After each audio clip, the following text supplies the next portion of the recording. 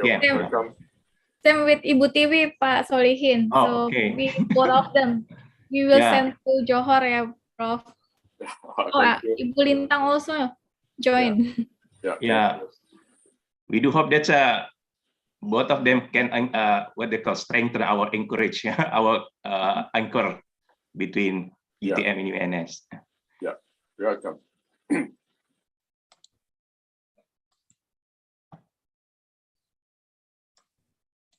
Bu Tiwi dan Bu Lita nanti tetanggaannya nggak hanya di Solo ya, tapi di UTM juga ya, di Johor. Tangan nih Pak, berdua nih Pak. Depan-depanan.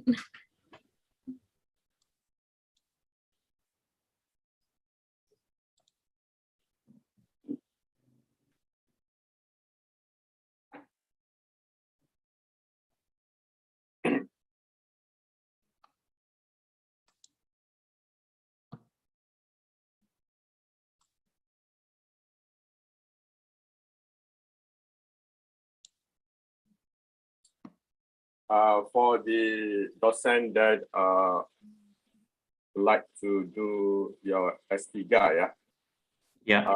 I'm ready to present a session more like a forum with this docent who wish to know about PhD journey, but it will be in early March because from now I have to take care part many of my students who are about to finish their PhD. Just to inform you that last Tuesday my PhD student number 40 passed Viva. The Viva was examined. This was examined by a professor from a British professor teaching at National University of Singapore. Okay. This is her third time examining my student who do research on child-friendly environment. So in UTM, to get an AR is extremely difficult. Okay. Yeah. In UTM, the whole campus is less than 2% get an A. How many? Less than 2%. In my campus, in my faculty, for the past 26 years of having PhD program, there are only 4. Okay. So including my student last Tuesday. Yeah. Actually, I have out of 4, there are 2 of them my students. So it's rare. Therefore, the professor also said that I have examined 28 PhD throughout the world, and this one is number 1. Top number 1. Yeah. So she really is a British professor. She really happy with the performance of my student. So with that, I would like to invite her later if we can have this program on what is a PhD journey for the young docent who would like to do their S3, Yeah. Inshallah, I will conduct this forum and will call at least one student who just graduated. Actually, I have many from Nigeria, from Yemen, from Saudi Arabia, so that they can join you to explain to you what actually their journey, because each graduate, each PhD graduate, the journey is not the same. Okay. Yeah, so we like to see this variety of journey. So inshallah, yeah. Yeah, I will do that. Yeah. Ibu Pratiwi and also Ibu Lita will take the A grade also, inshallah. Yeah, inshallah, yeah. Yeah. And generally, I invited many international examiners, particularly from Seoul, Bangkok, and then of course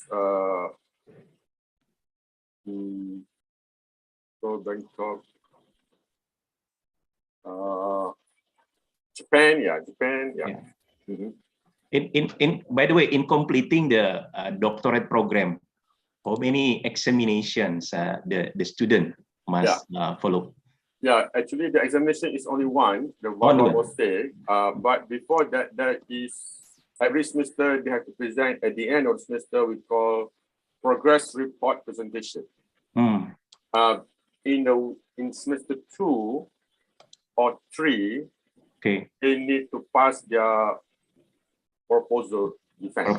Research proposal defense. So PhD. Many of my international students from Libya, Sudan, Nigeria, Yemen, Saudi Arabia, Iran, Bangladesh, and of course Indonesia, they managed to finish within 6 to 7 semesters. But Malaysian a little bit lazy, so 8, 9 semesters. But the international students, they work very hard, especially my Nigerian student and Yemenis from Yemen. They work very hard. Is there a student can finish in a less than 6 semesters? There are. I have produced 40, so there are 2. 2 finished within. Where they submit they submitted in 5th semester, and the exam is in the 6th semester. It's similar for us as our regulations are normally for doctorate 6 semester, but it can be finished in a 5 semester. 5 semester they need to have 2 scopus.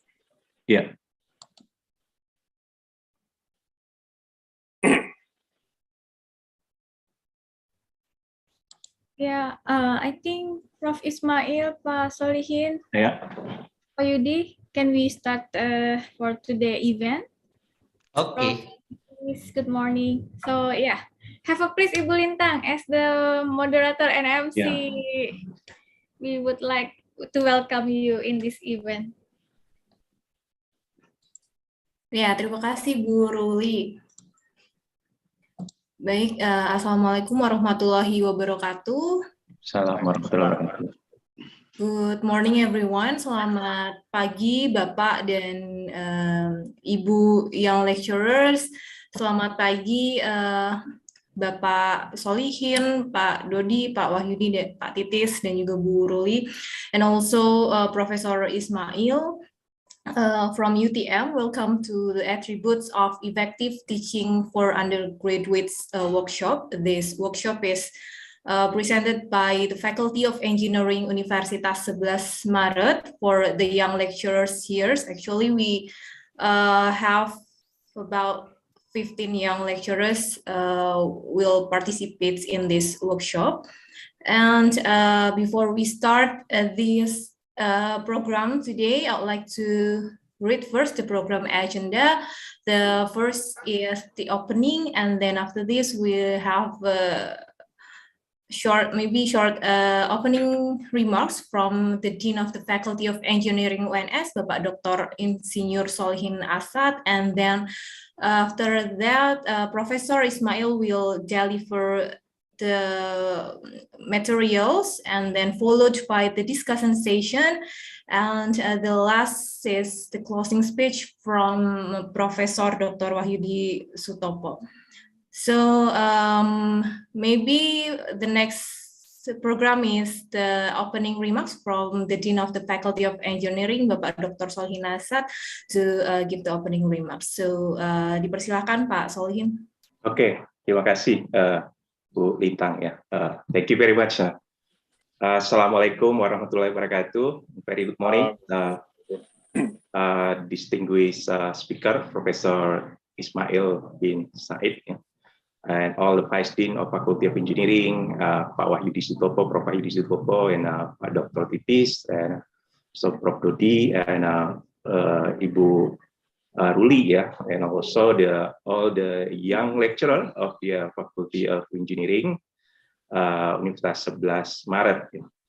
Alhamdulillah, thanks to Allah for His blessings. That's today we may join the Silaturahim forum, a workshop for young lecturer with the title Attributes of the Effective Teaching for Undergraduates. Will be delivered by my friend, my colleague, Professor Dr. Ismail bin Said from University Technology Malaysia. He is a professor in landscape architecture program, Faculty of Build and Surveying, Department of Architecture Landscape, University Technology Malaysia. On behalf of the Faculty of Engineering, I would like to express my sincere gratitude and terima kasih, thank you very much to Professor Dr. Ismail bin Said for his support to be a speaker and to this workshop, and his commitment to maintain the cooperation between Universitas 11 Maret and UTM Malaysia, especially with the Faculty of Engineering and also Department of Architecture of both universities. This actually improved our academic atmosphere in Department of Architecture and also Faculty of Engineering Universitas 11 Maret. Ladies and gentlemen, as a lecturer, we have three responsibilities. The first, providing teaching and learning for the students, and the second, conduct the research in order to develop the knowledge or to reproduce the knowledge. The third, serve to our community based on our specialization and our knowledge. Here in Indonesia, Prof. Ismail, we call it Tridharma Perguruan Tinggi, or three serves of universities. And we know that to deliver an effective teaching for undergraduates, this is not an easy job, not an easy work. It needs enough skill, comprehensive knowledge, and even some say that we must deliver our material with special methods, special unique methods, that our message can be accepted and can be catched by our students effectively. Some say teaching is an art, teaching by heart. Ladies and gentlemen, with his long experience in this workshop, inshallah, Professor Ismail will give us his insight, valuable message, and effective teaching for undergraduates.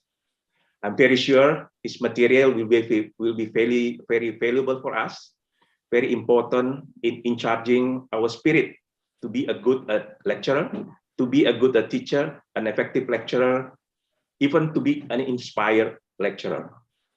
Again, thank you very much. Terima kasih, Prof. Ismail.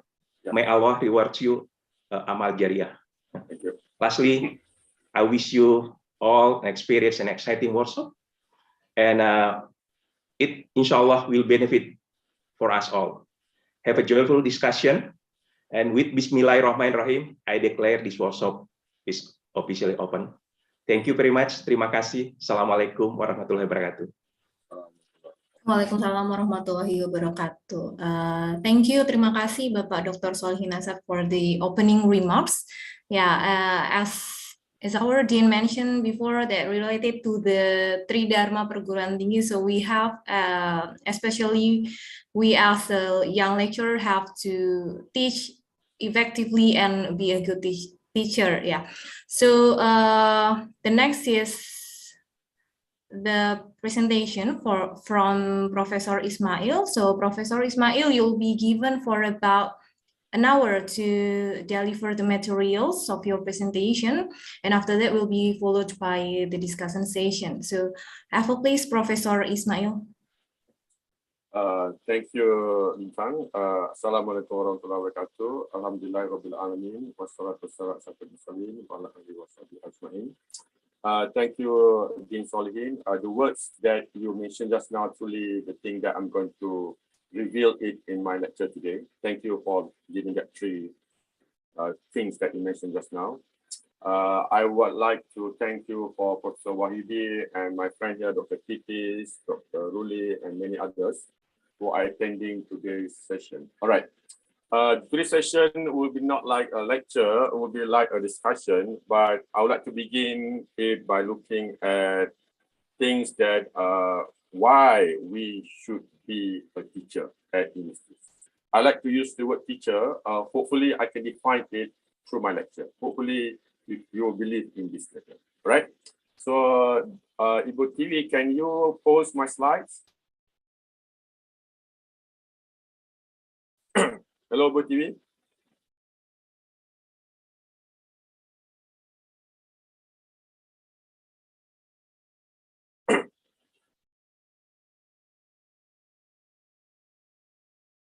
All right. Bismillahirrahmanirrahim. So today, I would like to share with all my experience of teaching in UTM, teaching at National University of Singapore, and teaching at King Abdul Aziz University in Jeddah, Saudi Arabia, on how we're going to make our student attentive, our undergraduate student attentive during our delivery. All right. So let's begin with the first slide, with the second slide now. Second slide, please. All right. Okay. When we look at this image actually is, I got it from Cornell University, from Carl Sagan Institute of Physics, actually. He is one of the famous American astronomers who teach physics at Cornell University. I like to tell a bit on why does I quite engage or fascinate by him. Because one of the things that he mentioned, that I generally mention it to my students in my classes, that in science, we do not give the right answer. We pose the right questions. Therefore, when we pose the right questions, students begin to think, right? Yeah. To think, perhaps they begin to making conceptions. So this is important here, to making conceptions, right?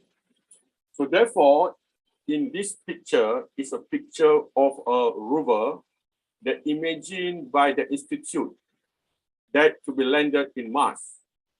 Okay. So can you all TV, you show my whiteboard now? TV? No. Show my whiteboard, not the slide. Show my whiteboard. So you need to manage the whiteboard and also the slides. Just make a pin in the slide of Pak Ismail. Close your slide share, then make a pin to Dr. Ismail. Okay, just close your share. This one, like that. Okay, Stop sharing. Stop sharing and then focus to whiteboard.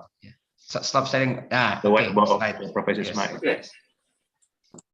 So guys, here is Professor Dodi, everyone. Thank you, Professor, coming to this forum or this workshop. I would like to bring this method, even though this is astrophysics, right?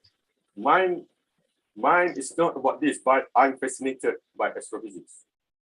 That's why I like to show this example. Mars is being investigated by people more than 18 years ago.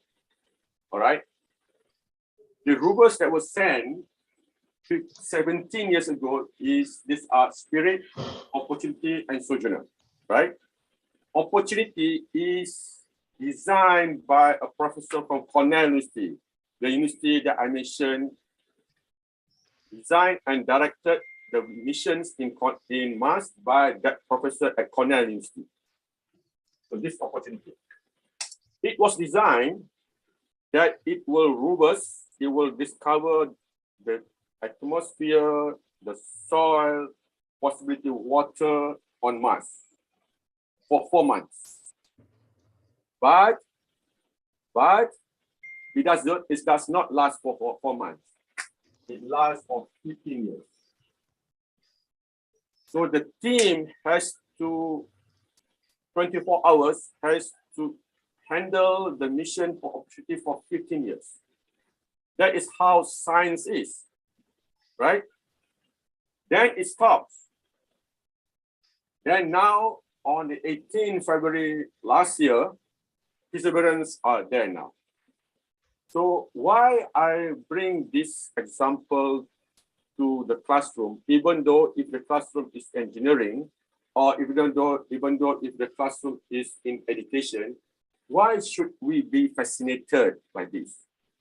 We should be fascinated because many of the instruments that will be put, sensors on opportunity, were designed by students from Cornell University, and they have their signature on it. So opportunity is still there, but it's out of order because its battery died out, right? Therefore, the last message that I'm dying, my battery is dead. Okay, so this is the thing.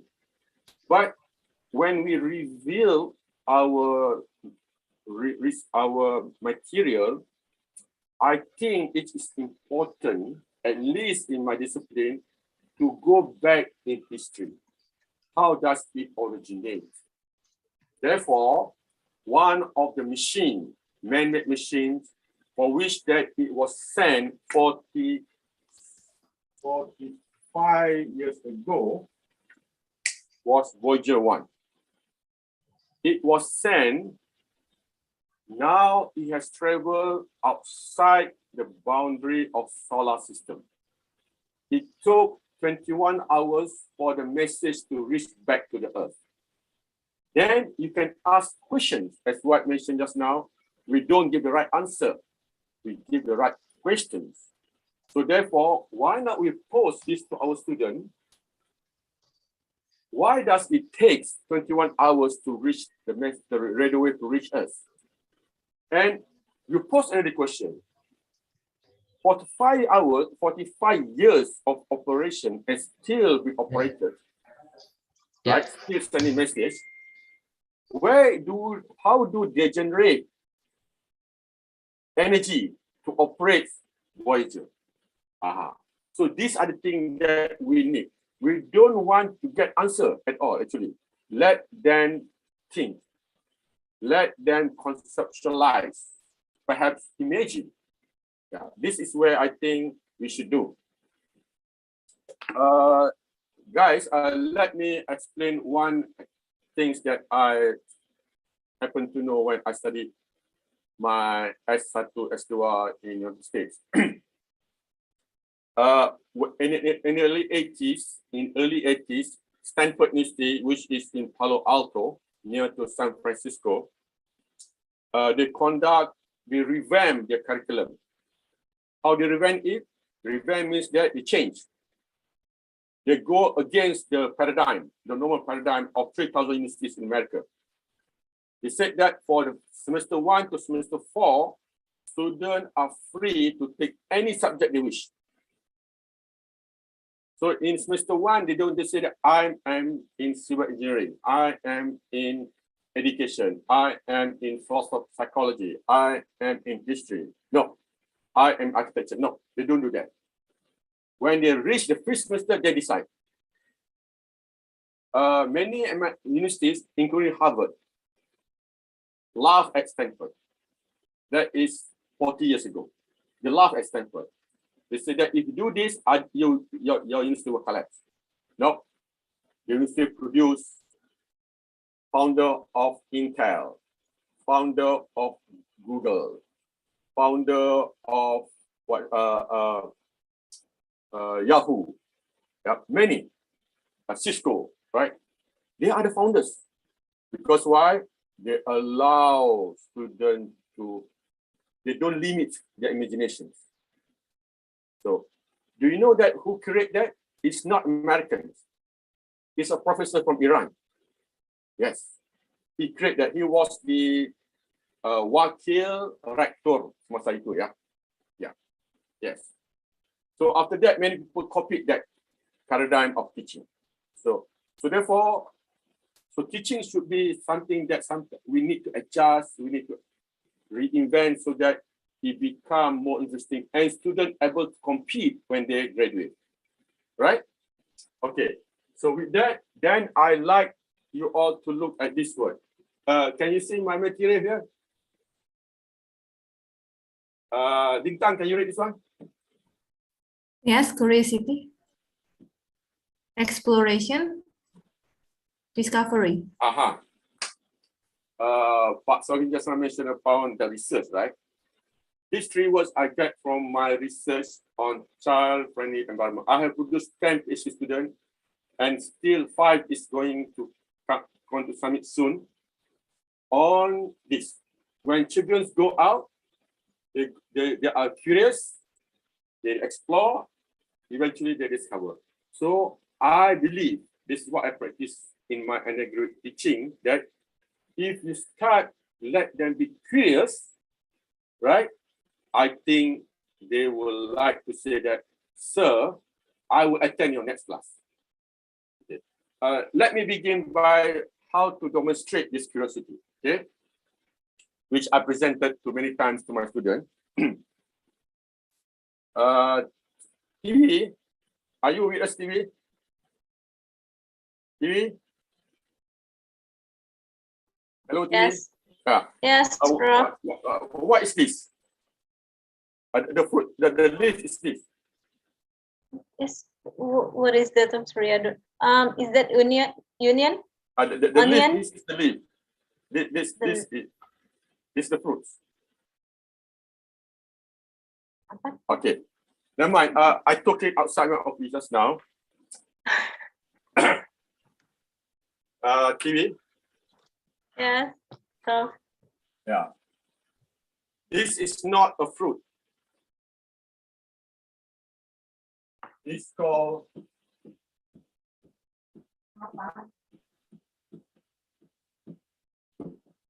Maybe can you read this? Yeah, so the fruit. What do you mean by pseudo?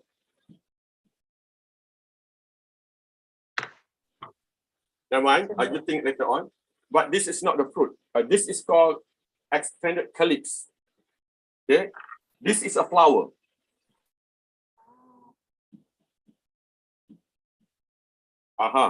So let the student curious. I think now Ibu TV is beginning to curious. I'm going to show you this is a flower. I'm going to open it up. I've never seen that flower, Prof. I'm going to show it to you. Yes. Okay. Can you see this? Can you see it? Yeah. So inside this false fruit, pseudo fruit, is a flower. This fruit is thin.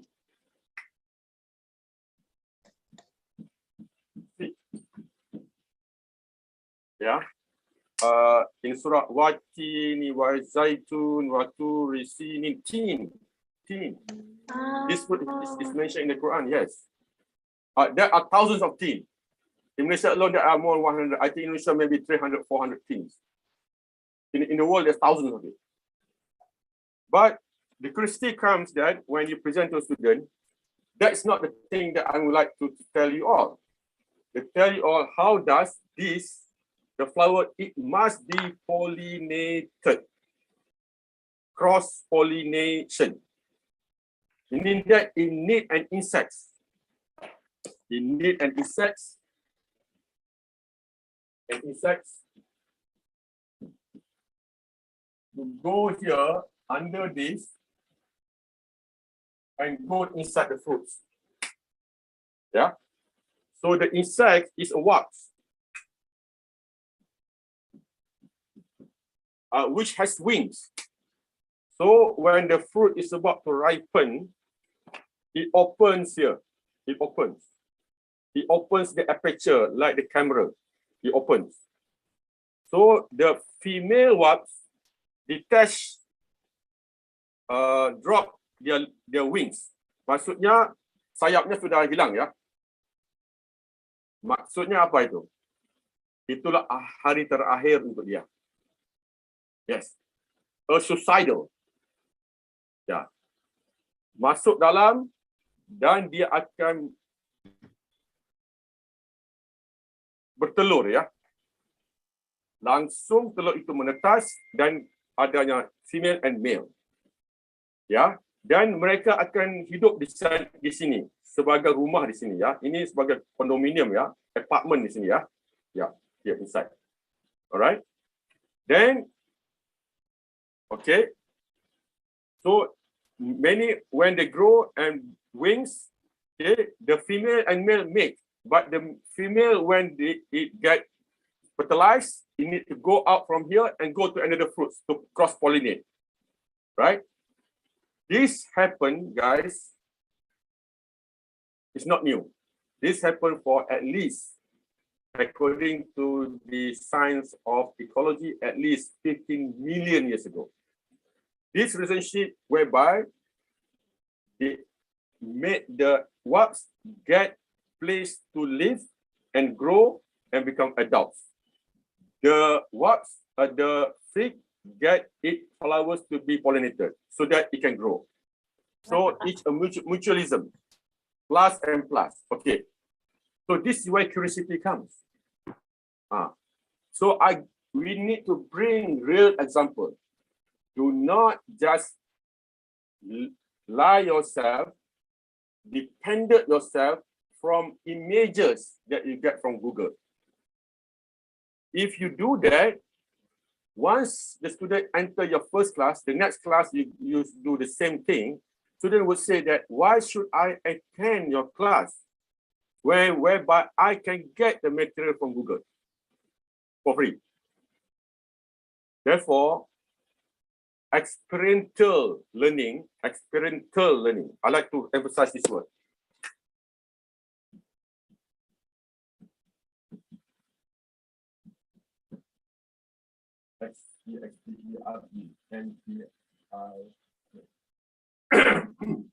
Experiential. E-X-P-E-R-I-E-N-T-I-A-L. Learning. This one is important. It comes from the word experience, your real engagement, right? Then students say, aha, the next class I will attend again, sir. What does it mean?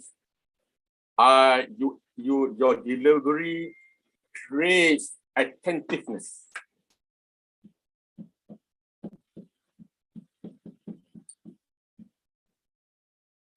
Yes.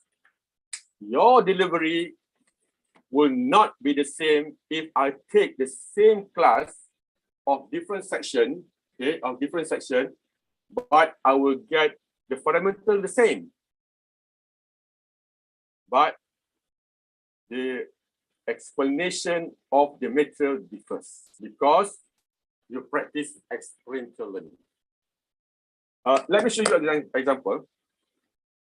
Lintang, you know what is this? Can you guess what is this? What is that? A stone? No. Yeah, it's a stone. Yeah, it's a stone. Yeah, it is sedimentary rocks that I collect from a beach many years ago. But that's not the thing. If you to teach geology, right? You can teach many layers, right? Yeah. One layer it takes at least, let's say, 200,000 years. There are many layers. So this stone can easily tell the time of different parts. Perhaps these stones, it takes, let's say, 20 million years to create this stone. Therefore, students begin to sense how does time 20 million years ago. Yeah. So if not, it's just you're right. Yeah, 20 million years ago, conceptions is not easy. But if you to show a real experiential, real example, then the mind of our student will bloom. Yeah, this is what I did. I practice. Okay. So one more thing, as you see just now, one of my undergraduate students, well, she's from Jakarta.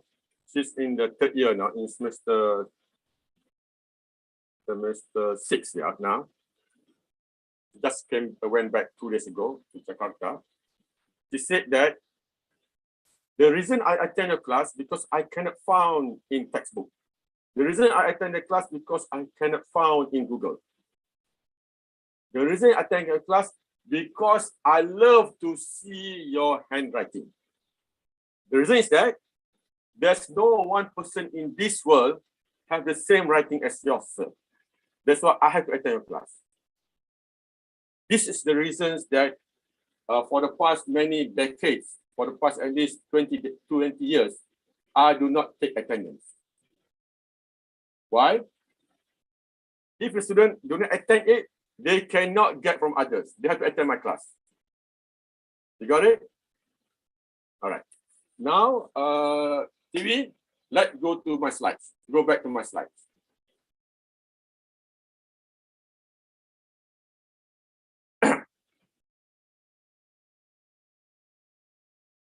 Okay, second slide. Third slide. Right. Next. All right. TV, please read this. Okay. Truth. Is my Yeah, go ahead. Okay. Read the whole paragraph. Okay. Beauty is the splendor of truth. As we stand in front of our students, we deliver facts on a subject. Examples are inserted to make students understand and practically of knowledge. Okay, hold on here. Here is the thing, this practicality of knowledge. What I demonstrated on tin and the stone just now, that is called practicality of knowledge. Continue reading. Continue reading. I still unmute. We teach them to analyze the facts based on a set of fundamentals or principles. The lesson proceeds to synthesizing the facts that the point of to a truth. We explain to our students that truth is generated through a debate or argument on a level of different ideas or explanations. Hence, our teaching is a devotion, shaping students to attain the truth which originated from the all-knower. The truth is within the sign of his creation, and devotion is a requisite of a son. We are people of a son. In some, a son begins with seeing the signs. Okay. I like to go back to this slide later on, but I will hope that you capture the meaning of this paragraph, right? So I hope that you can grab a few keywords here: practicality knowledge, devotion, a debate. Okay. This is important, guys, because we do not just give to students. Let students debate on our material. All right. Okay, next slide, please. Okay, wait. All right. Okay. All right. So this is why we teach, right? So what is our obligation? So I think when we teach, I like this phrase that I get it from Cornell University, 2015, from the rector. The rector, his name is Elizabeth Garrett, but unfortunately that he died during the second year when he became the rector at Cornell University, right? She is major in law, okay, hukum, yeah. Faculty strive for excellence in multifaceted and manifested in myriad of ways. Okay, so when we present ourselves, we shouldn't just straitjacket on what is our material. Bring other materials too, to add to become example in the fundamental that you're reading, right? It includes an obligation to foster diversity of points. This is important, whereby let students bring their own points. Let them debate in front of us of experience, identity, race and gender, and methods, right? So therefore, when we present to our students facts, But actually, at the end, we must tell the truth. That's the slide that is to show just about the truth, right? Facts and truths are two different things. Facts, those who have done research, right? Particularly those who have done their PhD research, you get a lot of facts from the field, right? Then you analyze it, it becomes findings.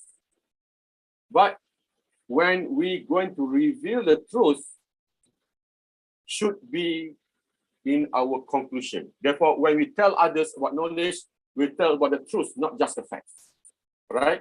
So therefore, we need to demarcate in our class what is facts, what is truth. The two examples that I've given just now on the fruits of tin and the stone, those are facts. But the truth is that there is this relationship between the wax and the fruits. And that relationship is called mutualism. That's the truth. The truth of the stone just now that it takes millions of years to come with a substance that due to the pressure and heat, then the substance will become a stone. All right. Okay.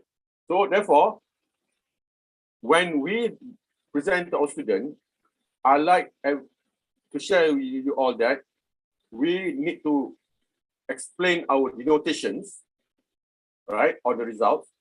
But at the end, what does it connote? So therefore, denoting and connoting is two different things. I'm going to tell this, I'm going to bring this again with the slides that with the coming slides, right? Next. Next, TV. All right. Okay, can I ask one of the participants, is Siti is here with us? Siti Nurlita? Yes, of course, Prof. Okay, Siti, can you read this one? Philosophy of teaching. A good teacher explains, a superior teacher demonstrates, and a great teacher inspires. Number okay. Hold on. Don't run. Okay. Okay. Siti, when you are in the first semester, in the first year until about 5 or 7 years, right? Yes. If you explain well, I think you have done your job right. But then you explain the fundamentals, right? But then you need to demonstrate later on. Let's say in your 7 to 10 years. So demonstrate as what I showed you just now. You demonstrate from the things that you have experienced, experiential learning, right? But then at the end, perhaps after you teach about 15 years, towards until your 30 years you teach, explain and demonstrate is not only the things that you are good in it, but you must inspire students. Yeah. So that the student really feel really that thank you being the teacher to me. All right. Okay, can you go to the second sentence? Numbers and at the end of semester, will you stay with our student perpetually? So what my concern is here, when you inspire student, right? The student, believe in me or not, right, would instill your name into their heart. Apart from the parents, apart from other people that they really, the spouse, the children, but one small name, you as a teacher, as his teacher or her teacher, will put, because why? You put values. Numbers at the end of the semester, what is your CPA, all these things will end after the semester ends. When they complete the study, it ends, but values stick with them. Therefore, a great teacher will cultivate values. Do you get that, Siti? Yes, Prof. Thank you. All right. Can you go to read the mindfulness here? Okay. Mindfulness is joint judgmental awareness to our students when we deliver our lesson material. It helps us understand our own emotion better to be effective in our delivery. Hence, we shall pay attention to the present moment of our student. That is not only on what we need to do in the lesson. Okay. Yeah. This is to me, this mindfulness, I got it from professor in education, right? is non-judgmental awareness, meaning that we don't give grade to them. There's no R, B, J, right? No. We just look that they are students that everyone I'm going to treat equal. I'm going to bring up their mind to understand my subject. Eventually, I'm going to impart value into them. All right. So this to me is essential. So now I'd like to give you one example. Okay. TV, can you scroll down? I've forgotten the number of the slide number. Scroll down. Next slide. TV, next slide. Next slide. Next slide, Stevie. Next slide. Next slide. Okay. This is slide number 9. Everybody are still with me? Hello? Yeah, yes, bro. Okay. Can you show me now? Can you show my whiteboard? I can explain this one from. You can read this later, but I'm going to explain it now to you all. Hello? TV, can you show me now? TV? Yeah. Okay. All right. Okay. During the time of Bani Abbasiyah, right, there lived a boy, Abu Yusuf, who was about 10 to 12 years old. And he was ordered by her mom, go to the market in Baghdad and work as an assistant to a teller, so that you can get paid, salary, and buy food, bring back to the table at our home. Because you are the eldest of the family and your father has died, therefore you is the breadwinner. Being an obedient son, he followed the instructions and worked as a teller. After some time, when he worked there, he came on listening to the lessons given by another scholar, a teacher, which is just next to the place that he worked, in the souk, right? So therefore, he was listening to that lessons. That lessons was presented at a madrasa and was taught by none other than Imam Abu Hanifah. I think you know that, right? He is one of the 4th great Imam, right? During the time of Bani Abbasiyah. Who was the Sultan at that time? The Emir is Harun al-Rashid. So therefore, sometimes he was so attached by the lesson that he sneaked and joined the halaqah. When he joined the halaqah, he was so astonished by learning new things from this teacher, Imam Abu Hanifah. Therefore, sometimes he played truant. He doesn't go to do his job fully. Therefore, he get less pay. Therefore, it was noticed by his mom that you bring less food to the table. You got it? You follow me now? Okay.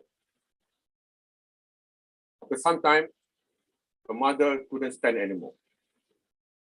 So he asked Abu Yusuf what happened. Abu Yusuf tell the story that I joined the halaqah, therefore I got so interested with the knowledge.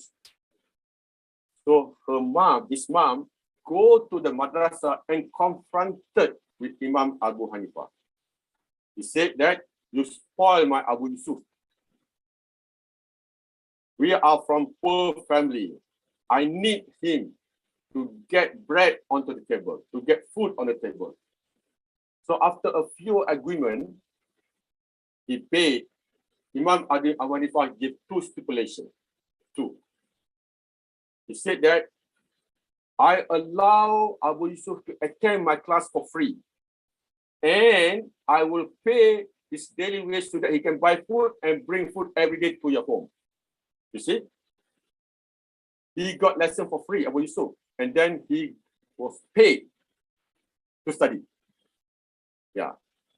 No tuition fee and get paid. Yes, by Imam Abu Hanifah. And then he said that, in this stipulation, that Imam, your son, Abu Yusuf, will become a great man to this Bani Abbasiyah empire. And one day he will eat this food. He will eat this food one day. And the food was not shown by Imam Abu Hanifah. He just said the words because he cannot afford to pay the food. The food is only served for the emir from the rich among the richest.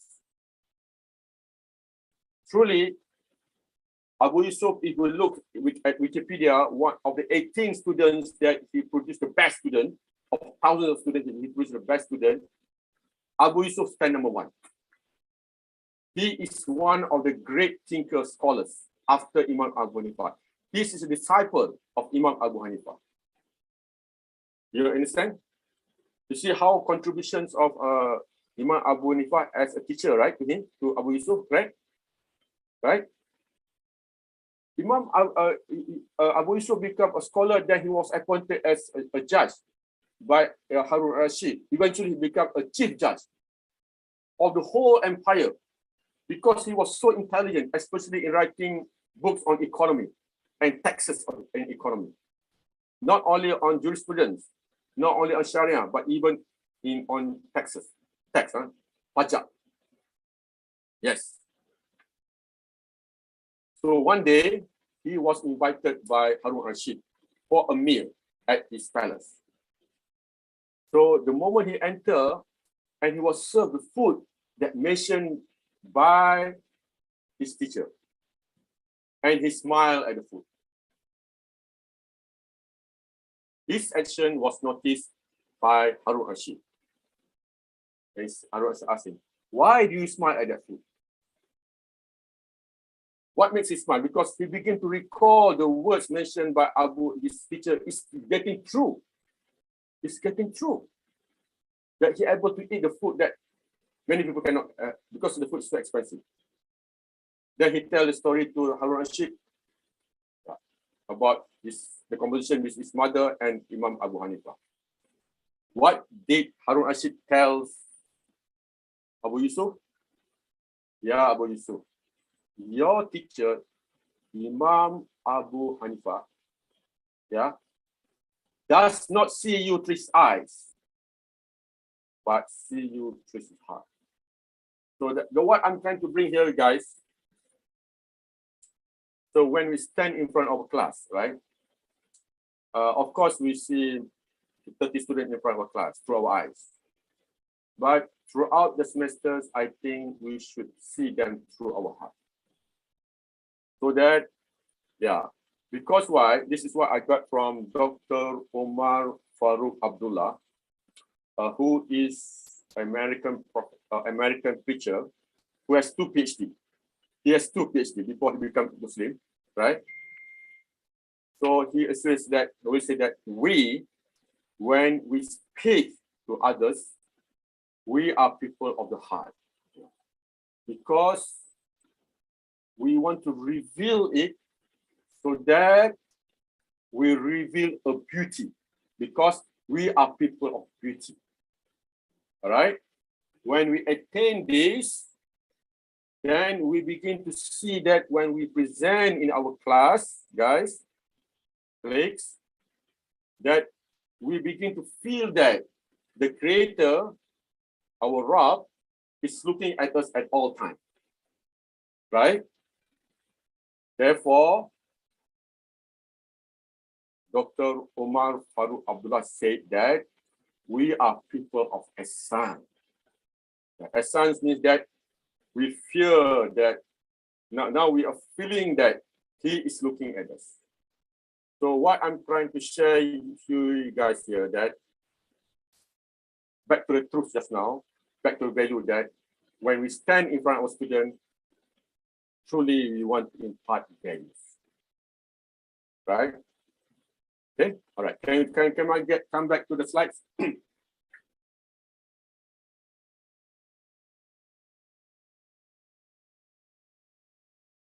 Can you go back slide number 5, I think? Okay, yes. Now go to number 6. Go to number 6. Yes, number 6. Yeah, all right. Here is the thing. Yeah. So I practice this when I deliberate, but I got it from other sources. I cannot get it from my discipline. I got it from Dr. Fauci, who is the CDC director of COVID, America. That is B. One is pure of heart, true in speech. Lintang, who said this? Pure of heart, true in speech. Lintang? Yes. Who said this word? Pure of heart, true in speech.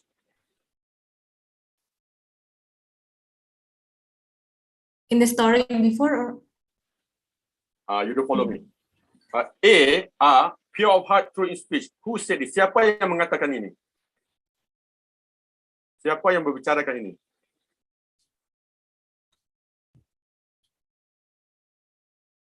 Hello? Siti, siapa yang bicarakan ini? Can you give a guess? Teacher? No. No.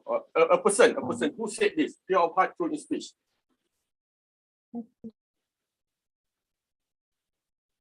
Siapa yang bicarakannya? Don't move.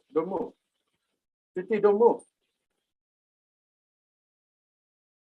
That's 6. Yeah. Who said this? A pure of heart, true in speech. Dr. Titis, siapa ya? Sorry, Prof. Siapa yang cakap pure of heart, true in speech? Lecture. A person, satu orang Person. yang satu orang, ya. So, We say his word, his name every day.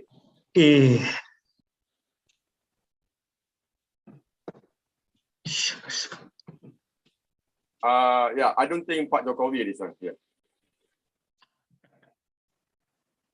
Siapa?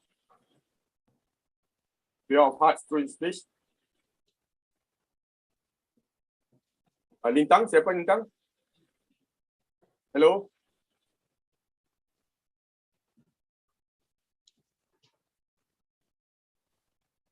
This is our prophet. Our prophet said that we, when we stand in front of others, we should have this pure heart. And we only speak the truth. Okay, guys, right? Guys, okay. Then the other one is precision of thought and economy of expression. This is important, guys.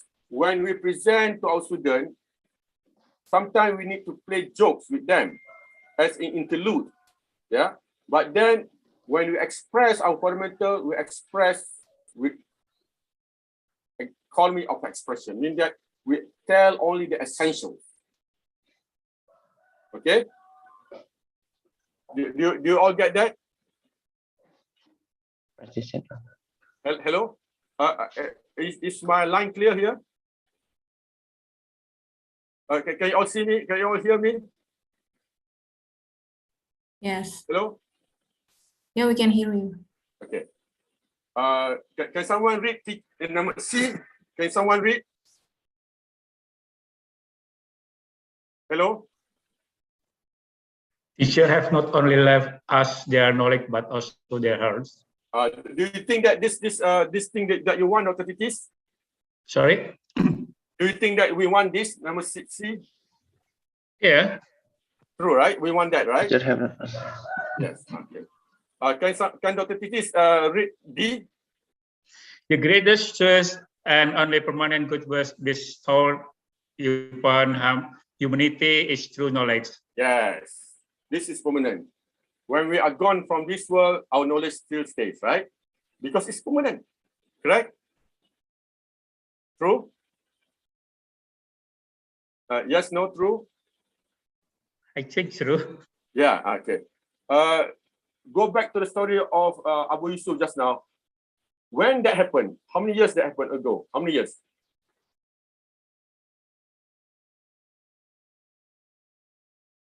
Sudah tahun berapa lama sudah cerita itu dah berlaku? Berapa lama? 500 years? 100 years. No. 1,000 years? More? What is it? Yes. Thank you. More. Yes. What is it?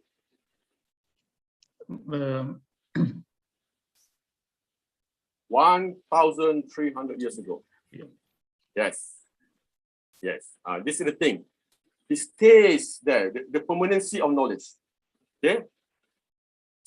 So therefore, the things that I mentioned just now in early of my lecture, that we start with curiosity, it leads to exploration, then it ends with discovery. I believe curiosity, exploration, and discovery, if you were to practice in the classroom, towards the 15th week, student will believe that I discover new things from you, sir. I discover new things from you. Okay, all right. Can you go to the next slide? All right. Okay, can I get two young docents? Okay, your answer, you pick one word here, one word out of this many, one word, and tell what it means. Kamu pilih satu saja vocabulary di sini ya. Ya. Vocabulary di sini dan beritahu apa maksudnya. Can I start with someone from young docent, please?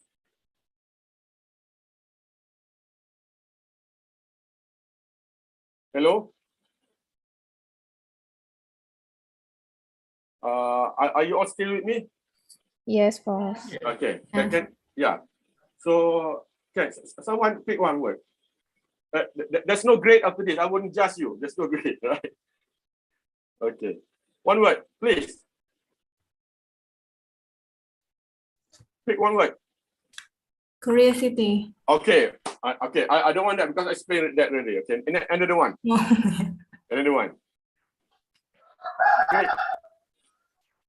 Great. One. We're already 1 hour now. Great.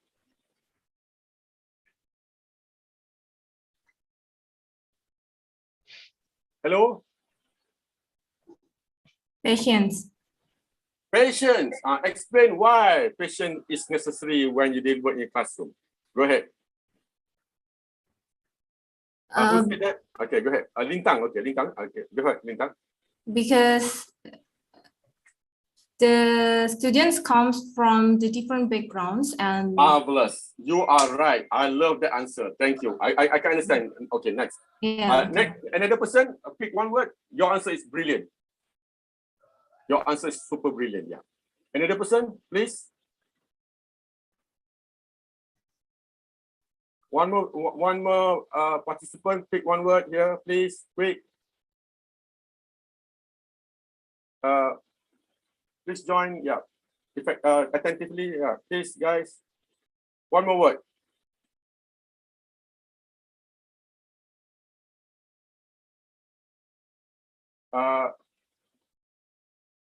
You understand what is my request? Hello? Hello?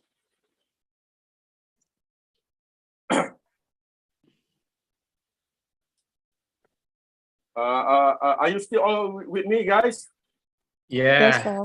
Yes, Pick one word. Yeah, I need quick answer. Siti. Okay, Siti. moral reasoning. Moral reasoning. Where is it? Okay, explain what's moral reasoning. Yes. Because we have to be grateful for all our condition. Yes, it's true. Okay, Siti, I'd like to ask you what do you mean by logical rhetorics?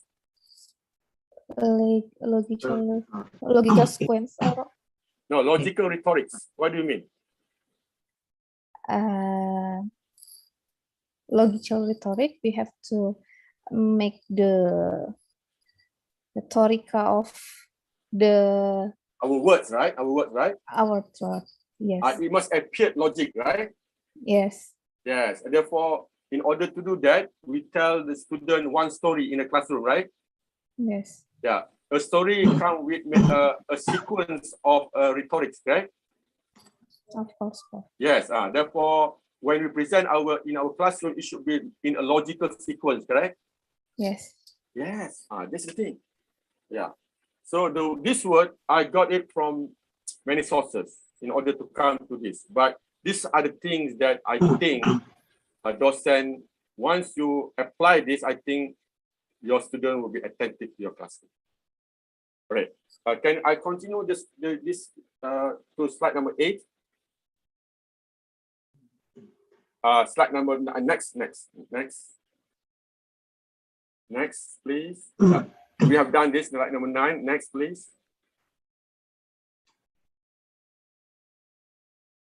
Number 11. Okay. This is the ask the right question. Should be, you need to train yourself, guys, to ask the right question. All right, so that it triggers our student to think. And we are not looking what grade they're going to give. No, right? Let me tell you the story. There was a boy before the Second World War, a Jewish boy. His name is Isidore Isaac Rabbi. I think he must come from either Hungary or Holland. Run away from the Nazis and go to New York in Brooklyn. So when he come back to school, learning in Brooklyn, his mother is different from other parents. Other parents said, what grade you get? What do you learn today? No. His mother is different. His mother said that she always asks me a different question. Did you ask good question today? Yes. So this is the thing that his mother teach Isidore Isaac Rabbi, to the point that he became a scientist in physics, to the point that in 1944, before the end of Second World War, he got Nobel Prize for physics. Why? Because of his mother. His mother is a great teacher. Why? His mother asked him the right questions. His mother asked him to ask the right questions. So the guys, I think if we to follow this, I think you will see the difference of the teaching method. Okay, next slide, please. Okay. Can you show me my my whiteboard now? I'd like to show this book.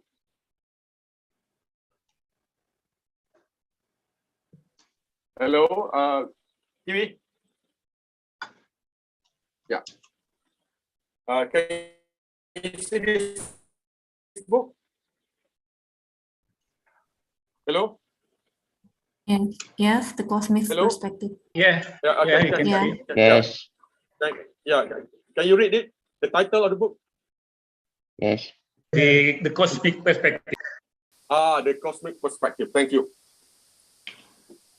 This book is being used as textbook in 3,000 universities in America.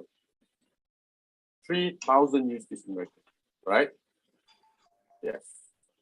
It was authored by 120 authors, professors, 120 to come with this book. Yeah, 120 on astronomy. All right. What I get from this book is this. Can I go to my slides now? TV, go to my slides. TV. Yes, bro. Ya, TV kamu jangan tidur ya. No. My network bandwidth is low. Post my slide again because I want to show you 7 pedagogical principles. Yes. Okay, TV, read number 1. Yes, okay. Stay focused on the big picture. Yes. When you deliver to your class, what is the fundamentals? Big picture. That when the wax enter into the fruits of tin, it is about mutualism. Okay. Always provide context first. where is this thing is happening? Example, in my research on children, the context, the setting, the space will change the children's behavior. So I explain the properties of the setting. All right. 4, emphasize conceptual understanding over stamp collecting of facts. Don't just put just facts. Tables, figures are the figures, right? No. Tell what is the concept, because concept is the fundamental. Remember, guys, I said earlier that when we teach our students, others teachers also teach the same subject, but our approach is different. Because why? We elaborate on the fundamental. The fundamental is the same. If someone to read that book just now, he will the same, but his elaboration will be different. Okay? Proceed from the more familiar, concrete to less familiar and abstract. Abstraction takes time to understand. Proceed with simple first, right? Then use plain language. Okay. Number 7, this is important, guys. When students come to our class, let's say the class of urban design, right? They have this certain understanding of urban design. That understanding may not be true. It is a misconception. Therefore, in each lesson, we need to understand, ask the student, do you understand my subject correct? Or if they explain differently, meaning that they have misconception. Align them back with the fundamentals. Okay? All right. Can I go to slide number 13? Slide number 13. All right. Okay. Can TV, you read this? Okay. Increase diversity of thought, background, and experiences. What is the diversity of thought? To me, it encompasses the diversity of thought. Yeah. Proceed. Proceed. To me, oh, sorry. Yep. Go ahead. To me, it encompasses the understanding of a subject through lenses of more than one field of study. For example, a place in urban design is a space shaped by people's actions and behaviors. It is a transactional element in city design and growth. Human geographics view a place as a denominator for a community to interact that creates their values, including people, peace, and harmony. Okay, go to the next slide. Okay, now I'll elaborate on that. All right. So why does here, I use the word here, Gnosis Anima of Pasalimpa. This one I took at Jalan Poconatan in Jogja. I think in 2018, mistaken, right? So if you see this, this one, therefore, when I show to my student how to define between space and place. Okay, I'm going to write down here, space and place. Space versus place. Hold on. Space versus place. TV, where's my slides? Oh, yes.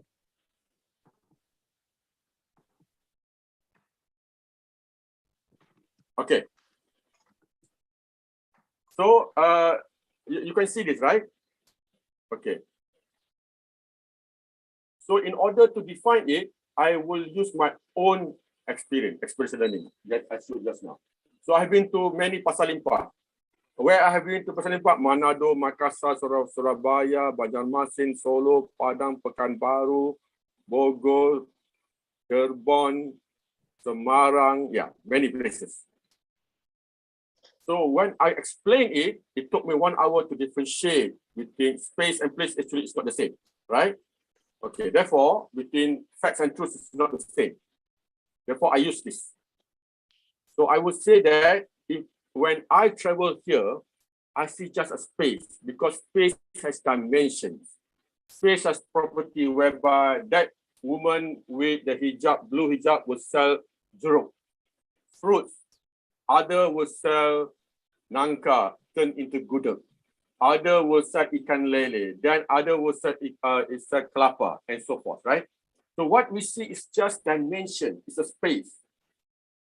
But then, to the people who come here every single morning to Pasar Limpa before the real pasar opens, that is around 4 a.m. in Jogja.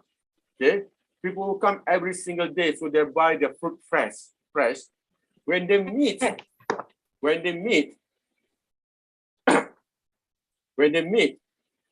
he's going to buy and meet a seller. Let's say the woman in a blue hijab.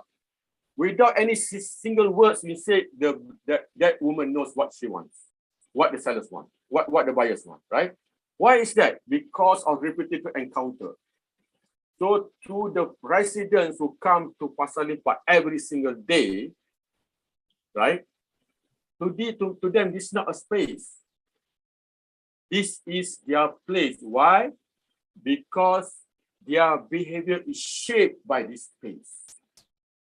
So this is why when we present to our class, guys, right? We explain it through how we understand it, not from the definition by Simon, from architecture, by Ralph, from human geography. No.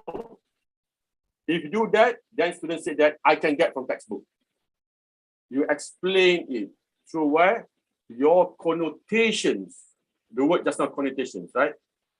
It denotes a space, but it connotes a place. Can I show you my slides, my whiteboard here, TV? Can you show my whiteboard? Yes, bro. Yeah, here. My whiteboard.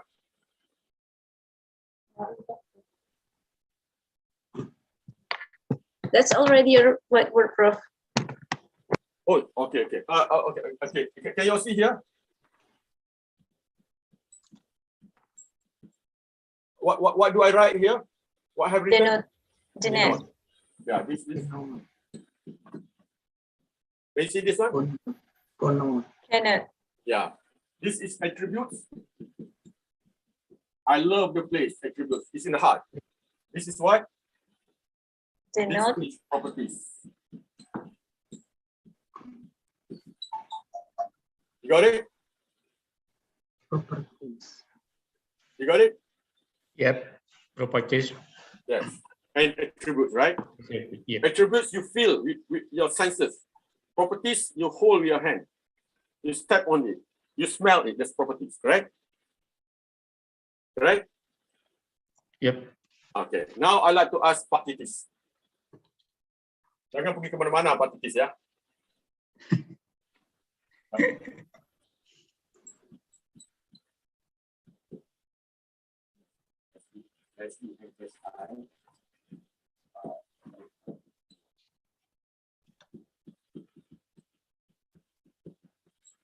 Okay, Pak Titis.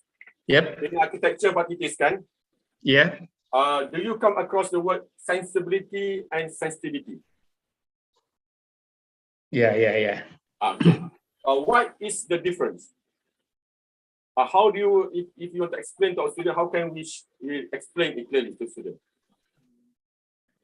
Sensibility in more physical, then sensitivity more in heart. Aha. Okay. Is Dr. Ruli still with us? Dr. Ruli, are you still with us? In architecture, I'd like to ask this. Hello, Dr. Ruli? No? Okay, never mind.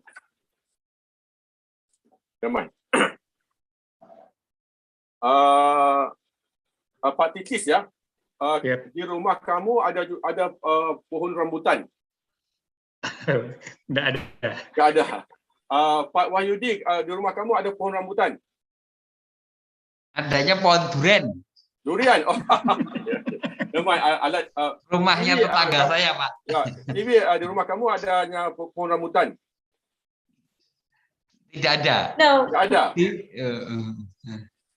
Tapi kamu semua tahu buah rambutan, kan? Yeah. Tahu. Okay, thank you. Alright, thank you. Alright. Jika ada buah rambutan hijau, dengan merah, mana yang kita akan ambil dulu ya untuk dimakan? Merah. Kenapa tu? Merah. Kenapa tu? Iya, pengetahuan tentang pohon rambutan yang merah itu pohon yang sudah buah yang sudah masak. Ya, sudah matang ya. Ya. Yeah, when a child, this is what I get from my research, from my student research, PhD. I begin to understand the meaning of sensibility and sensitivity. I understand from her research. Take her 2 years to do it. No, masters, S2, sorry, not PhD, S2.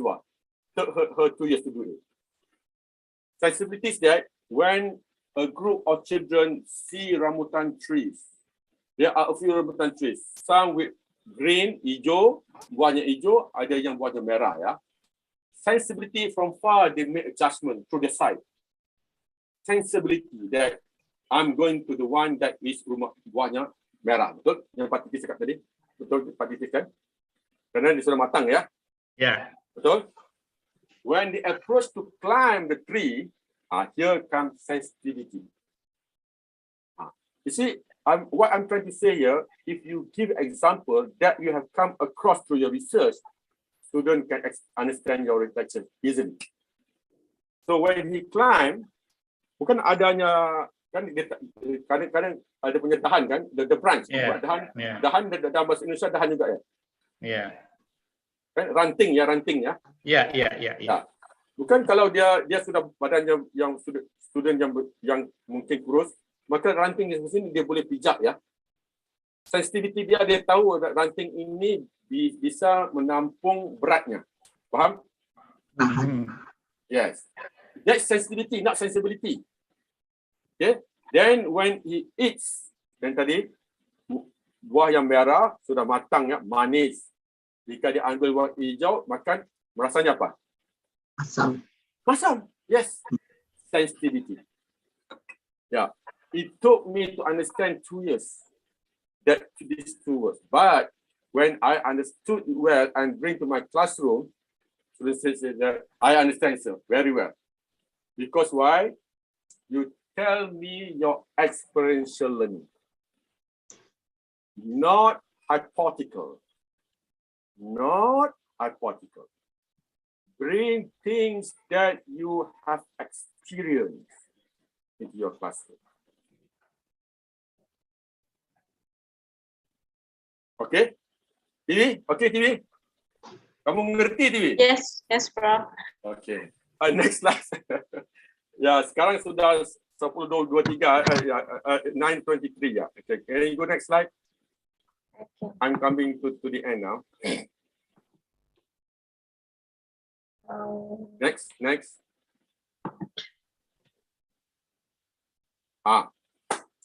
Guys, when we deliver, try your best to find an environment for which children sometimes go out from their norms. So in here, I have this classroom. Students still wearing masks at that time in April last year, but it is outside them. Then I bring my whiteboard. This is the whiteboard I brought, and I write that here. To them, say that this classroom is engaging because why? I can feel the wind. I can sense the light. It's outside from the air conditioned room that I've been in. Yeah. So sometimes we need this kind. Okay, next slide, please. Yeah. At times, guys, yeah, harus kita lukis. Belum jalan ya? Yeah, if you know how to lukis, you lukis. It took me to do this 1 hour. My class is 1 hour. I reveal gradually, sedikit hingga kan all this comes. But on the right hand side, these are some of the codes that I want students to learn. Science is not a body of facts, rather a process through which we see to understand the world around us. I got it from one professor from University of Yale, right? So therefore, sometimes we put the main material, but there are also other codes so that students get attention that my mind is not just on this. Sometimes I like to get interlude additional things. Okay, can you go to the next slide? This is one thing I think we need to go because when we write, it affects people's heart. Next. Okay, so that's the same thing. So I took me 1 hour to do this. But as I go, I bring them into the journey understanding about river corridor. Next. Science is not body of facts, rather a process through which we see the world to understand the world around us. Next slide. Next slide. Next slide. Okay. This one is an interlude. This one I practice in my class so that when you have delivered a lesson, let's say for 25 minutes, you can sense that in the classroom, some of the students are deviating the mind. They see outside through the window, they open perhaps their phone and so forth. Now you need to stop your lesson, pause, berhenti seketika ya, berhenti sekejap, maka you put interlude. This interlude is a quiz. Example here, acknowledgement of discovery. Okay, siapa yang mau jawab ini? Which is not in the category and why? Who can answer this? Dr. Titis, kamu tak boleh jawab ni, so kamu sudah tahu ni. Mathematics. Kenapa mathematics? Thank you. It's right. Kenapa mathematics? I don't know. I just remember that whenever the announcement It's true. The Nobel Prize in the October normally it's only physics, medicine, what it says, the else is chemistry, literature, peace, and economic science. Yes, yeah. So mathematics is not right. So out of 6, only 5, right? Normally there's chemical. No, again. Chemistry, yeah, chemistry. Chemistry, yes. sorry. Yeah, chemistry. Thank you. Yeah, I forgot about that. Thank you. Yeah, chemistry, yes. But mathematics is not, right? Yeah. Among physics, chemistry, medicine, literature, peace, economy, which one stand the most? One, dalam apa yang dapat banyak sekali physics, Nobel Prize? Physics, probably. Physics, true. Yeah, it's physics. Physics is almost more than 130. Yeah. Kenapa mathematics? Here, then you ask the student. Let them find the answer. Right? In the next class, they say, who get the answer? It's why mathematics? Because mathematics to Alfred Nobel, mathematics is abstractions. Yes, actually mathematics is an abstraction. You ask people who teach mathematics in a higher level, it's about abstractions. The logic, right? Thank you. This is an interlude. I prepared this about 4 slides. Prepare it, deliver to students about 3 to 4 minutes. Done. Then you come back to our lecture. Next. Next slide, please. Yes. Then I ask students, why this should be mindfulness? Then we go to students say, oh, it's about balance. No, it's about mindfulness. Why is mindfulness? Okay, so let the student find their own ways. And some of the answer almost there, but not exactly. Then thanks them to give their answer. Okay, next slide. All right. Can TV read this on TV? I'm about to end my lecture here. TV. Okay. God, great university stand for truth, and the pursuit of truth demands perpetual effort. Truth has to be discovered, revealed through argument and experiment, tasted on the anvil of opposing explanations and ideas.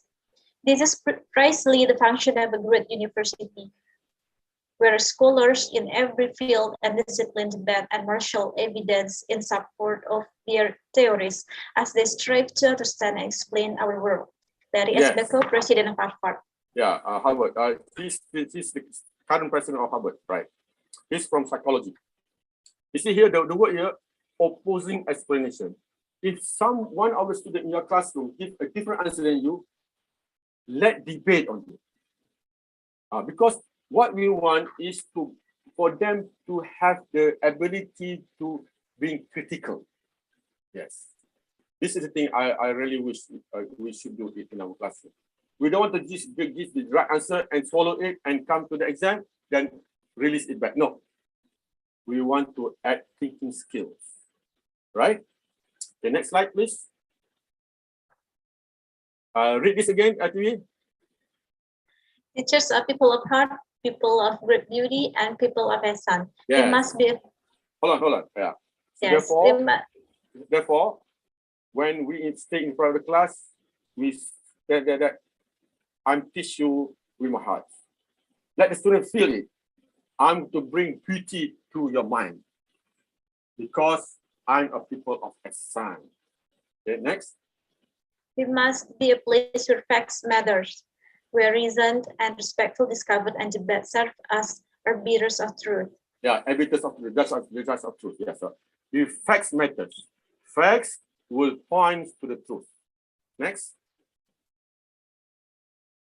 Yeah. Okay. Next. Can you show me what is my last things I'm going to show? Last before we end.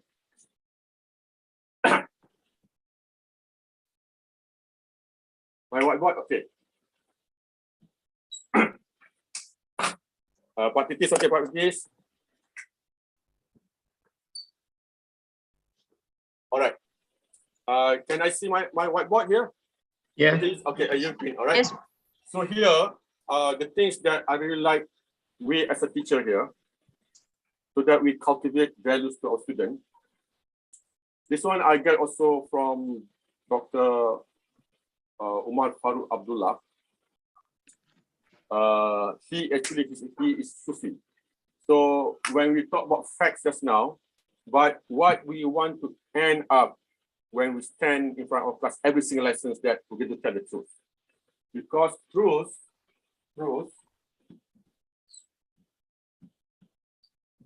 will generate virtue. What is virtue? Goodness.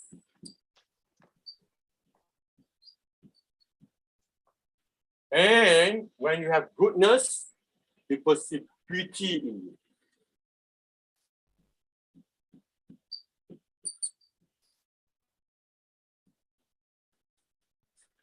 Yeah. So truth will end with virtue, goodness, right? Students see that I get something from you, sir. Okay. Then I can sense that your explanation knowledge is so beautiful. On the other hand, we want our students to see that falsehood, which is opposite of truth, falsehood,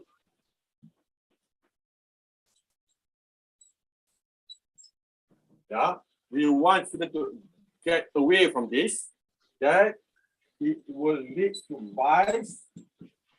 Vice are bad things, right? Yeah. It will lead to ugliness. So what we're going to teach to shape the mind of a student, to cultivate values to a student, that they see truth will point to virtue and ends with a beauty. They need to negate, shy away from falsehood, which will generate vice, which ends with ugliness. We want each and every our student to have beauty. Thank you for attending today's lecture. I hope that you get something from this. Hopefully that you bring it to your classroom. Hopefully that those students will see you as a great teacher. Thank you. Thank you, Prof. Ismail. Yeah, thank you very much, Professor Ismail, for the insightful presentation and materials. Bapak Ibu, we still have half an hour or 30 minutes to have a discussion session with Professor Ismail. So please, untuk Bapak Ibu yang ingin mengajukan diskusi untuk Profesor Ismail, dipersilakan.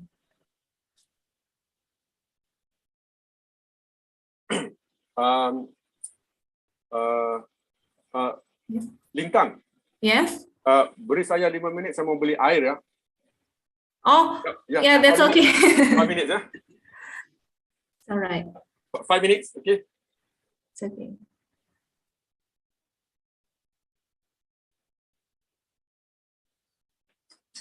Silakan Mbak Lintang nyanyi sambil ngisi anu Ismail beli air. Yang nanya kan katanya dosen-dosen muda. Tadi Iya, dosen mana muda nih? nanya malah diem Sendirian nih semua. saya. Ya. Silakan Mbak Lintang. Bu Tiwi. Saya mau mandu kok Pak ini. Berarti boleh nunjuk. Tunjuk aja Bu Paramita. Halo Bu Tiwi. Jangan Pak, Halo Bu Tiwi. kan nggak mudah. Papan tulisnya Prof. Ismail. nyanyi kok. Kalau difoto Nggak mau. keren itu. Caranya ya. Perlengkapannya ini Bu Mus. Perlengkapan teknologi kameranya. Oh iya. Makanya wah dia caranya aku ini mau cara kita wah uti-uti. Melu sing nom-nom. Minta rekamannya Bu Mus. Bu Tiwi di screenshot di screenshot. Bu. Caranya ini belanja itu apa banget. Saya mau nulis ora pakai ketok. Nggih, matur nuwun. Nanti materinya di-share di chat, J. Ya, nggih. Itu yang beliau ngendika itu loh. Itu kepengen nulis kayak tak tulis ora ketok sing Bu Tiwi diskusi ya. Monggo nggih matur nuwun.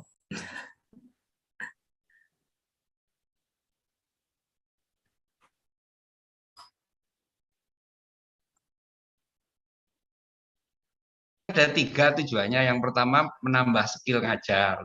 Kemudian yang kedua adalah supaya pengen segera nambah skill dengan kuliah lanjut. Jadi Bu Tiwi sama Bu Lintang sudah memutuskan mau kuliahnya kapan dan di mana?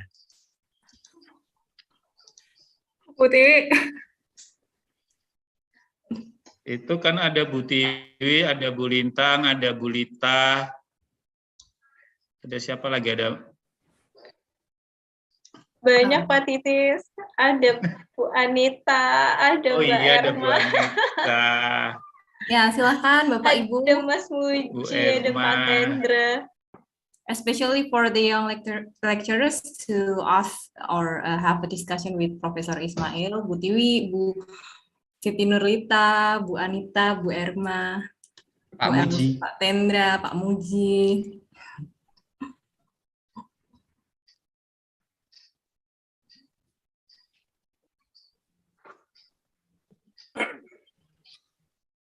If not, that let me tell you a bit here.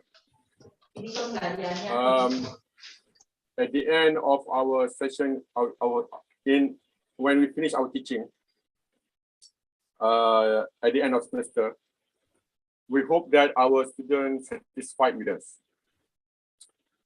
When they are satisfied, you hope that one of them out of many would seek prayer, salutation, supplication, doa untuk kita ya.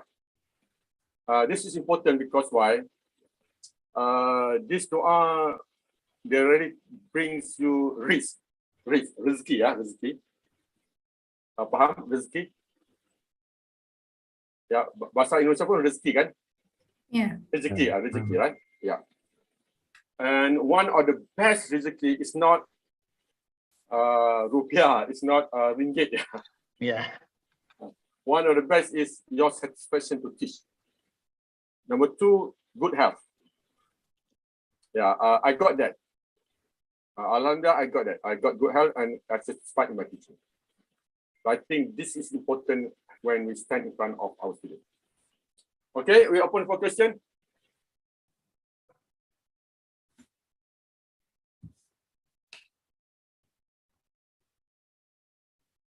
Yeah, because the young lecturer still not ask question. Maybe from I myself, Prof. Ismail. Yeah, actually, the main task of lecturer, of course, transforming, developing, and also disseminating science and technology. Yeah, through education, research, and public dedication.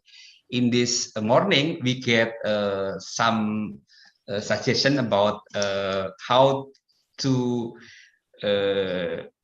create a good teaching, using attribute of effective teaching for undergraduate, for example.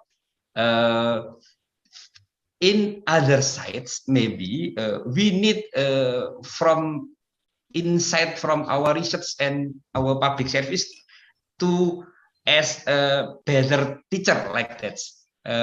How about your opinion, Prof. Ismail? Because the different lecturer between university lecturer and maybe teacher in senior high school is maybe if we teach, as you mean, of course, also not experience based, not based on experience, so we cannot clearly explain to our students. Thank you very much. Yeah, this is why we need to enlarge our boundary of experience. I travel a lot from many countries. I think I have traveled about 20 countries in the world, and the country that I travel most is Indonesia. Since I'm teaching about people, place, and relationship, so therefore I have so many students, PhD students, who did research on people, place, relationship. Out of 40 just now that I produced, at least 30 are doing research on people and place relationship.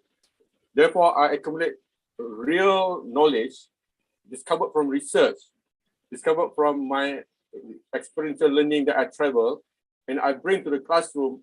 Then it really becomes impactful to the students. Students really believe what I mentioned. They begin to sense that what I can sense in outside. So therefore, research knowledge must be brought into our classroom. And you explain the process of it, not just today research, today I got sensibility. No, you explain it. Just now I show you buah rambutan, yeah? Yeah, you explain that. I said, then, that it makes sense. Yeah. If you ask many of the Nobel Prize winner, sometimes when they explain in plain language. That's what I got from the book, the Cosmic Perspective.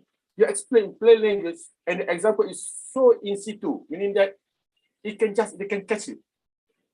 Therefore, your lesson is fruitful. Thank you. Thank you, Prof.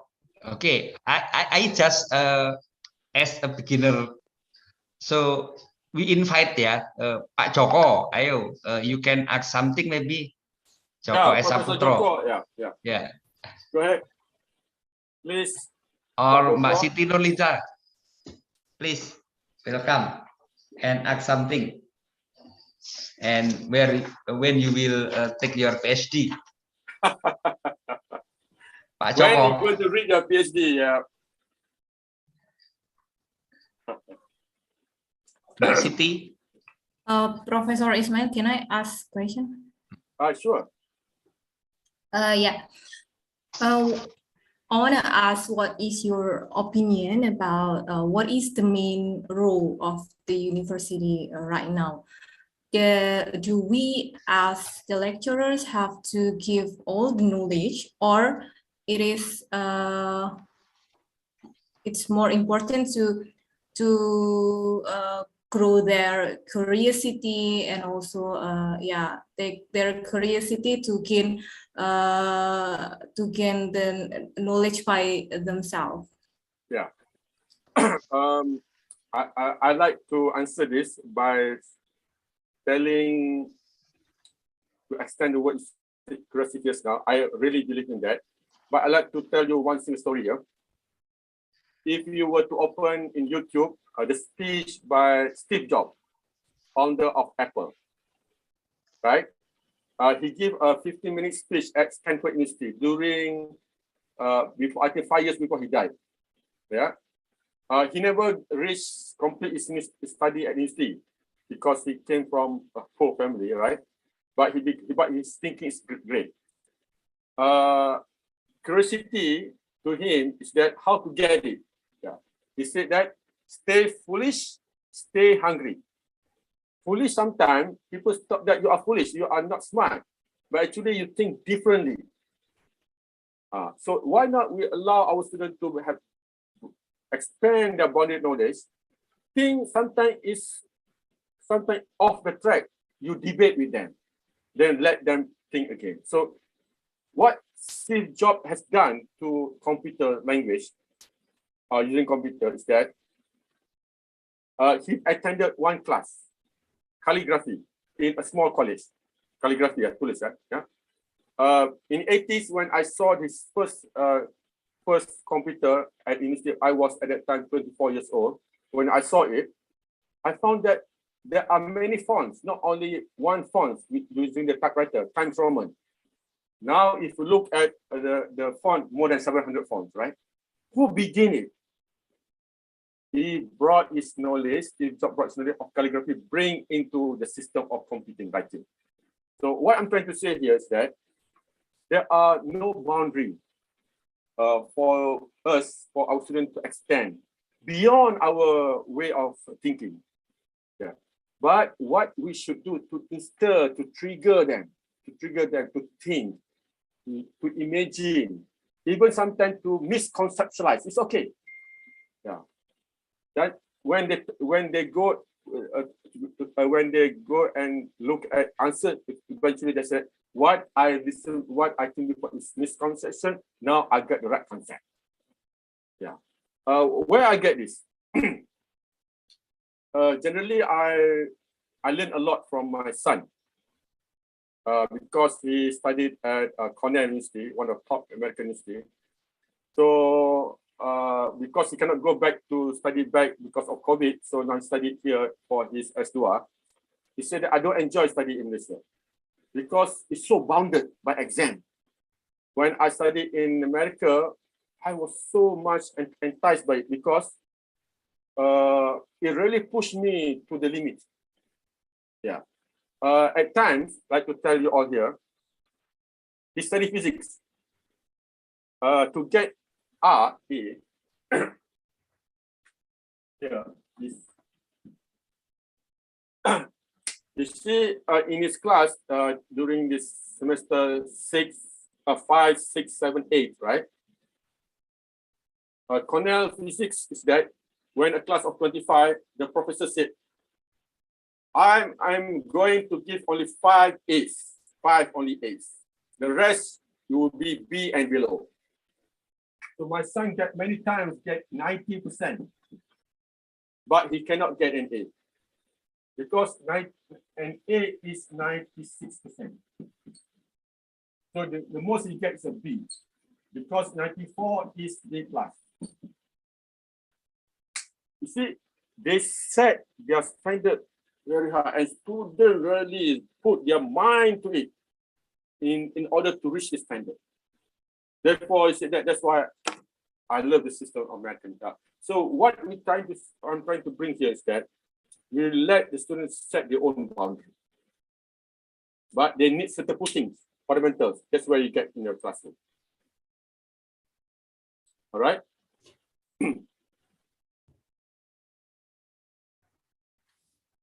Anything? Another guys? Yeah, thank you. Any other question or discussion, Bapak Ibu? Saya, Bu.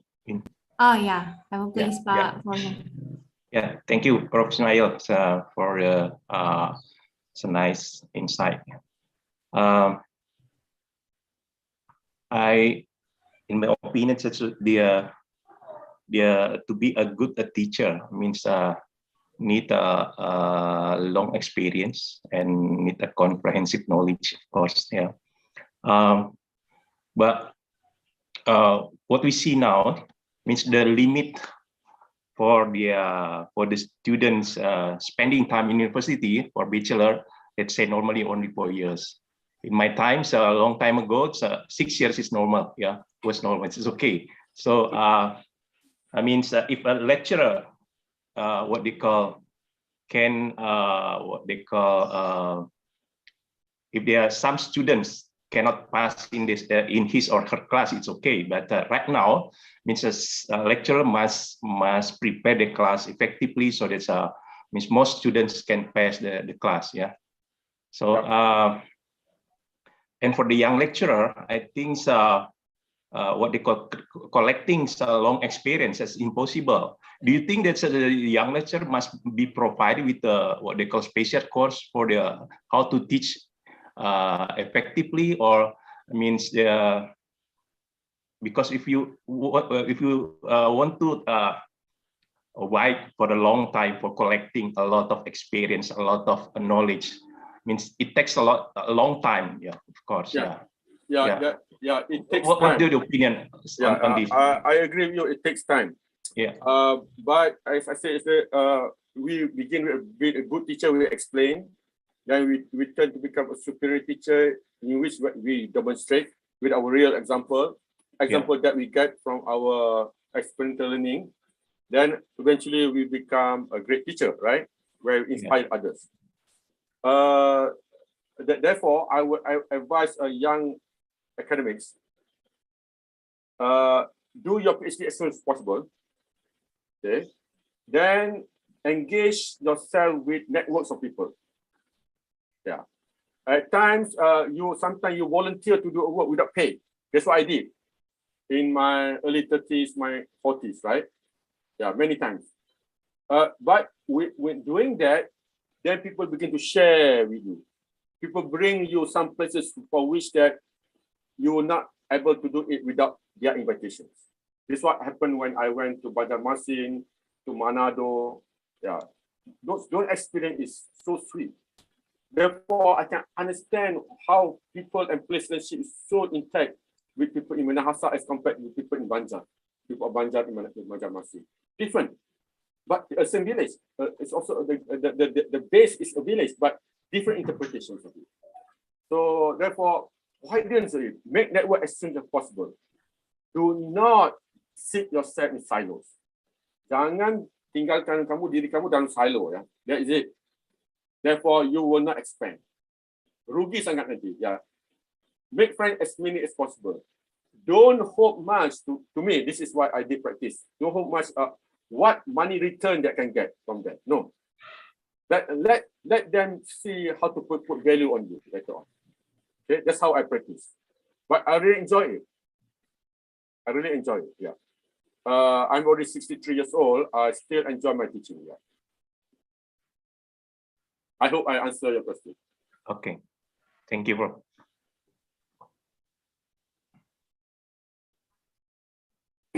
Okay. I think we can end here, right? Yeah, we have this is the end of the program. So before we end this workshop, Prof. Wahyudi will give the closing remarks. So ya, silahkan Pak Wahyudi. Oke, Assalamualaikum warahmatullahi wabarakatuh.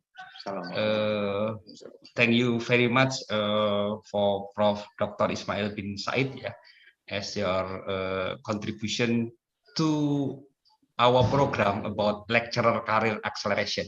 We call this is about lecturer career acceleration because now we have so many younger lecturer, so they must open their eyes to see the real words. Of course, we always explain to them the career of lecturers about how to get the capabilities as their function as a lecturer. Of course, in this event, we get the strategy how to teach by using attribute of effective teaching for undergraduates. Yeah, of course, this is one of mechanism to accelerate the lecturer career. In this occasion, we would like also remembering to all, doctoral program for young lecturer is a must to support your career lecturer acceleration, because the peak of the career acceleration is about to get a full professorship, and full professorship, of course, have a requirement. The top career path of lecturer require the lecturer to have a doctoral degree. So after we get all of the capabilities, we can do the main task of a lecturer. What is the main task of lecturer? Transforming, developing, and disseminating science and technology through education, research and public dedication. Of course, public dedication will give us so many experiences. So thank you very much for Prof. Ismail for today's sharing, very fruitful knowledge, and of course experience. And maybe we hope that all of a young lecturer can get the benefit for this event, not only study to teach, but also to teach in the mechanism of PhD program. Yeah, thank you very much. Of course, UTM also open for us to so many subjects, not only architecture, but also the other urban planning, civil engineering, mechanical engineering, chemical engineering. Please open, because UTM also one of the best university that already at the PS 100. Again, as a vice dean of human resources that have responsibility to always support the lecturer to accelerate their career, we say again, thank you very much, Prof. Ismail, and thank you very much for all participants. Keep your spirits, especially for architecture. Your department must grow faster from now, because so many homework that you will answer to the words, not to me, but to the words, to give the reason that architecture UNS also one of the best department in Universitas 11 Maret by improving their human resources development, getting more PhD degree, getting more professor, and so on and so on. Thank you very much, and Assalamualaikum warahmatullahi wabarakatuh. Waalaikumsalam warahmatullahi wabarakatuh. Ya, terima kasih Prof. Thank you, Prof. Pak Yudi, Prof. Ismail, Pak Dekan. Terima kasih semuanya. Terima kasih Prof. Ismail. Thank you. Ya, terima kasih Mbak Lintang, Mbak Thank you, Prof. Ismail, for sehat selalu ya. Ya, moga-moga kita ketemu ya. Ya, Ketemu di Solo, Prof. Ismail, nanti ya. bisa ke Masjid Agung dan makan sate. Ya, saya mau makan nasi liwetnya. Ya, nasi liwet juga boleh. Ya. Tadi Prof. Ismail sudah janji mau masak loh di Solo. Ya. Thank you, bye. Ya, thank you. Thank you, Prof. Terima kasih. Terima kasih Bu Lintang, Bu Tiwi.